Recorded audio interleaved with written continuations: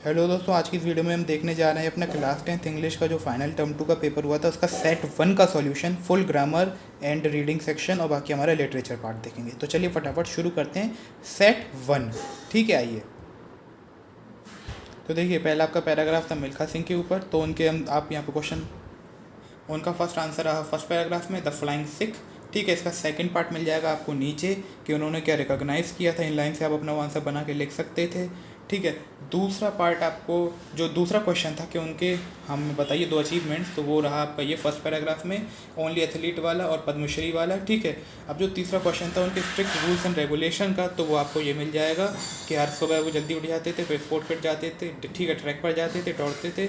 अब उसके बाद जो अगला क्वेश्चन था हमारा कि उनकी हार्ड प्रैक्टिस के कारण क्या हुआ, तो देखिए वो आपको मिल जाएगा ऊपर 6th पैरा की 9th में, ठीक है।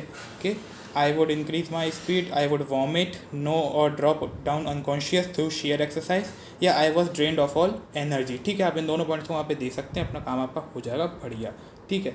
बाकी फिर जो अगला आंसर था कि मिल्खा सिंह को क्या मोटिवेट करता था, तो वो आपको मिल जाएगा कि जो स्पेक्टेटर से भरा हुआ ग्राउंड, उनके ऐसे दिमाग में जो पिक्चर आती थी वो उन्हें बहुत मोटिवेट करती थी, ठीक है। और फिर जो लास्ट क्वेश्चन था, ठीक है, कि उन्होंने मतलब क्या आई वुड स्टार्ट अगेन से क्या कहना चाहा, क्या मतलब था इसका, तो आप कह सकते हैं कि फिर वो दोबारा दौड़ने के लिए उठ गए और अपनी प्रैक्टिस कंटिन्यू कर दी, ठीक है। अब चलिए आगे चलते हैं। तो भाई देखो, पहले तो जितने भी हैरी पॉटर फैन है वो एक कमेंट और लाइक ज़रूर करेंगे इस वीडियो को। अब शुरू करते हैं इस पैराग्राफ को। तो देखो ये जेके रोलिंग के बारे में था जिन्होंने हैरी पॉटर लिखी थी। अब फटाफट से इसके सॉल्यूशन देख लेते हैं। तो इसका आपको फर्स्ट आंसर मिल जाएगा, वो फर्स्ट आंसर आपको खुद बना के लिखने का, कहीं मिलेगा नहीं, क्योंकि वो क्वेश्चन था कि एक्सप्लेन करिए near magical rise to fame को। तो आपको इसमें ये लिखना होगा कि कैसे उनकी रातों रात कमाई बहुत बढ़ गई, ठीक है, कैसे उनकी बुक बहुत फेमस हो गई।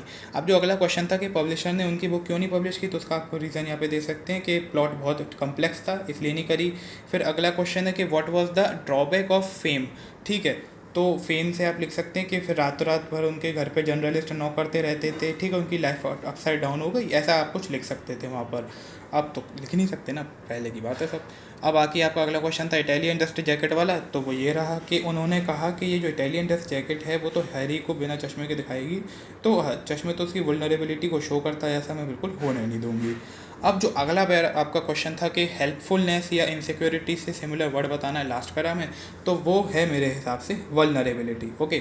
अब जो अगला आपका क्वेश्चन था कि हु हैज़ वो कि कितने साल लगे उनको सक्सेसफुल बनने में ग्राफ के हिसाब से, तो आप देख लीजिए 2010 से 2016 तक, तो आप 6 ईयर्स वहाँ पे लिख के आ सकते थे, ठीक है। चलिए अब आगे चलते हैं। अब देखो सुनो, एनालिटिकल पैराग्राफ तो जिसने करा हो उसने करा हो, लेकिन जिन लोगों ने ये लेटर करा है ना उनको मैं एक बात बताना चाहता हूँ।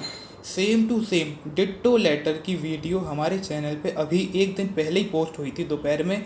जितने लोगों ने वो वीडियो देखी हुई ना उन्हें मज़ा आ गया होगा आज के लेटर में। सेम टू सेम लेटर आया, डिट्टो लेटर, मतलब रट के तो एकदम धूम मचा दी होगी, मार्क्स एकदम फोड़ दिए होंगे, समझ लो बस इस बात को, फोड़ दिए होंगे जिन्होंने देखा। इसलिए कहता हूँ देख लिया करो वीडियो जो भी चैनल पे आती है, अभी जाके देखो नहीं तो उसे, अगर आपको बिलीव नहीं। अब जो अगला था हमारा ये ग्रामर वाला, तो उसमें हम देख सकते हैं कि अमंग का हम इन कर दिया, मच का मैनी कर देंगे, इज का आर कर देंगे, ठीक है। यहाँ पे स्पेलिंग गलत है, आप उसको सही कर लीजिएगा। अब जो डायरेक्ट इनडायरेक्ट थे आपको उसमें फर्स्ट में लिखना था शी वॉज रियली, उसके बाद द फॉलोइंग डे, और उसके बाद they would be meeting there, ठीक है, ऐसा ही खत्म हो गया। अब आपका लिटरेचर पार्ट, तो देखिए मैं रियली बोलूँ तो लिटरेचर बहुत आसान आई थी, जैसा कि हमें सैम्पल पेपर में बताया गया था उससे तो काफ़ी ज़्यादा आसान आई, कुछ ऐसा खास था नहीं। उम्मीद करता हूँ आप लोगों ने सभी क्वेश्चंस आसानी से कर लिए होंगे और आप सभी का पेपर अच्छा गया होगा। अगर कोई भी पेपर में डाउट है किसी भी चीज़ को लेकर तो प्लीज़ कमेंट कर दीजिए, और प्लीज़ इस वीडियो को लाइक कीजिए, शेयर कीजिए, सब्सक्राइब कीजिए, जिससे आपके दोस्त भी जान सकें उनका पेपर कैसा गया।